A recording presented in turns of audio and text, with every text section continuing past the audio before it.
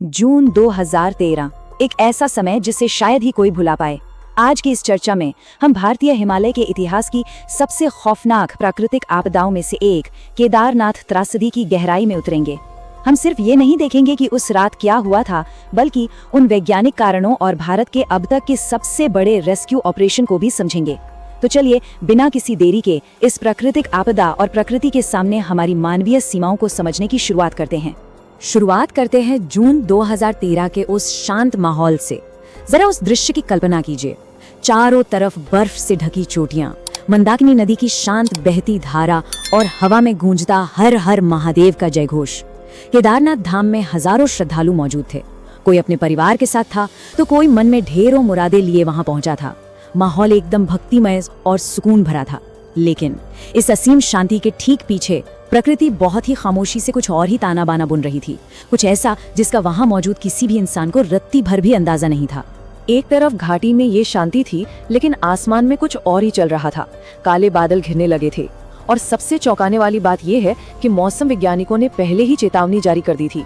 उनका साफ कहना था कि 2013 का मॉनसून अपने सामान्य समय से काफी पहले आ चुका है। लेकिन होता क्या है ना, ऊंचे और दुर्गम पहाड़ों में ऐसी मौसम की चेतावनियों को अक्सर अनसुना कर दिया जाता है, या यूं कहें कि उतनी गंभीरता से नहीं लिया जाता। और सच कहें तो यहीं से उस बड़े खतरे की नींव पड़ चुकी थी। आप जरा उस खौफनाक रात के घटनाक्रम को मिनट दर मिनट समझते हैं। 16 जून की शाम, बारिश शुरू होती है। शुरुआत में हल्की, लेकिन देखते ही देखते ये मूसलाधार बारिश में बदल गई। केदारनाथ मंदिर के ठीक ऊपर है चोराबाड़ी ग्लेशियर झील। लगातार बारिश और तेजी से पिघलती बर्फ के कारण आधी रात होते होते इस झील का जलस्तर खतरे के निशान को पार कर गया। और फिर आधी रात के ठीक बाद वो हुआ जिसकी किसी ने सपने में भी कल्पना नहीं की थी। झील का एक बड़ा हिस्सा अचानक टूट गया। झील के टूटते ही जो हुआ वो किसी बुरे सपने से कम नहीं था। करोड़ों लीटर पानी, बड़े बड़े पत्थर, मलबा और भारी मात्रा में मिट्टी, ये सब कुछ एक साथ पूरी रफ्तार से नीचे घाटी की ओर टूट पड़ा। इसे हम फ्लैश फ्लड कहते हैं। कुछ ही मिनटों में वो शांत मंदाकिनी नदी एक प्रचंड और विनाशकारी ताकत बन गई। पानी का बहाव इतना तेज था कि उसके रास्ते में जो कुछ भी आया, बड़े बड़े होटल, दुकानें, मजबूत घर, सब कुछ ताश के पत्तों की तरह पल भर में बह गया। उस रात लोगों ने जो झेला उसे शब्दों में बयां करना भी मुश्किल है। जो हजारों लोग होटलों और टेंटों में गहरी नींद में सो रहे थे, वो अचानक एक बहरा कर देने वाले शोर से उठे। चारों तरफ घूप अंधेरा और सिर्फ चीख पुकार मची थी। लोग पागलों की तरह अपने परिवार वालों को ढूंढ रहे थे। कई लोग अपनी जान बचाने के लिए सीधे केदारनाथ मंदिर की तरफ भागे। कुछ इमारतों की छतों पर चढ़ गए तो कईयों ने जमा देने वाली ठंड में पत्थरों को कसकर पकड़ लिया। प्रकृति के उस रौद्र रूप के सामने इंसान सच में बिल्कुल बेबस हो गया था। जब वो खौफनाक रात बीती और अगली सुबह सूरज निकला, बारिश तो थोड़ी कम हुई, लेकिन सामने का नजारा ऐसा था जिस पर यकीन करना नामुमकिन था।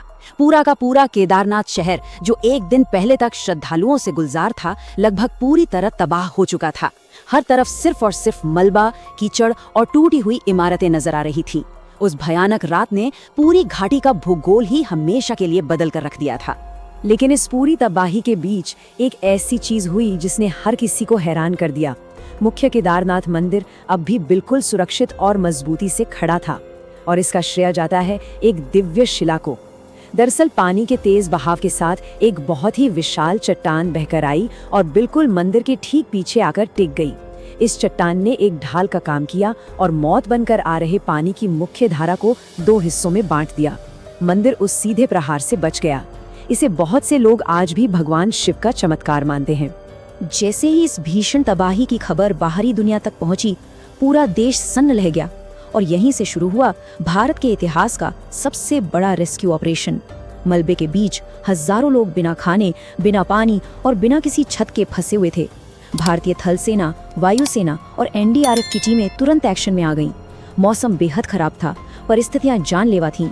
फिर भी हमारे बहादुर पायलटों ने अपनी जान की परवाह किए बिना लगातार हेलीकॉप्टर उड़ाए और लोगों को बचाना शुरू किया। जरा इस नंबर पर गौर कीजिए, 1 लाख से भी ज्यादा। ये आंकड़ा अपने आप में इस रेस्क्यू ऑपरेशन की विशालता को बयां करता है। बिना किसी सड़क संपर्क के इतने खतरनाक और दुर्गम इलाके से सिर्फ हवाई मार्ग और टूटे फूटे रास्तों के सहारे इतने सारे लोगों को सुरक्षित निकालना, ये वाकई बचाव कर्मियों के अदम्य साहस और बेहतरीन तालमेल का एक बहुत बड़ा सबूत है। कई दिनों तक चले इस अथक अभियान ने अनगिनत जानें बचाई।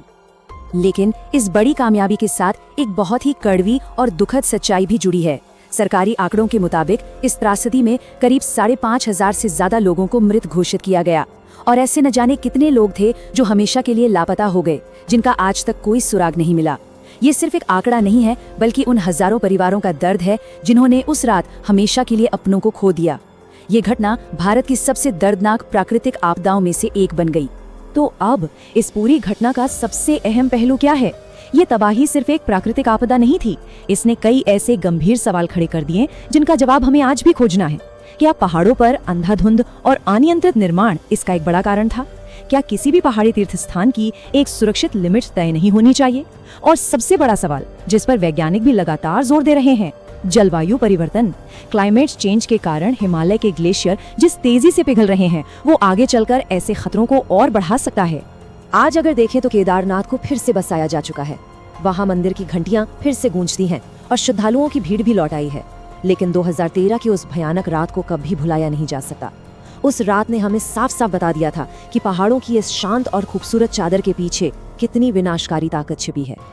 अंत में एक बहुत ही गहरा सवाल जो सोचने पे मजबूर करता है, क्या हम इंसान अपने इस आधुनिक विकास के साथ हिमालय की इस असीम और अप्रत्याशित शक्ति के साथ वाकई सुरक्षित रूप से रह सकते हैं? इसी सवाल के साथ आज की इस चर्चा को हम यहीं विराम देते हैं।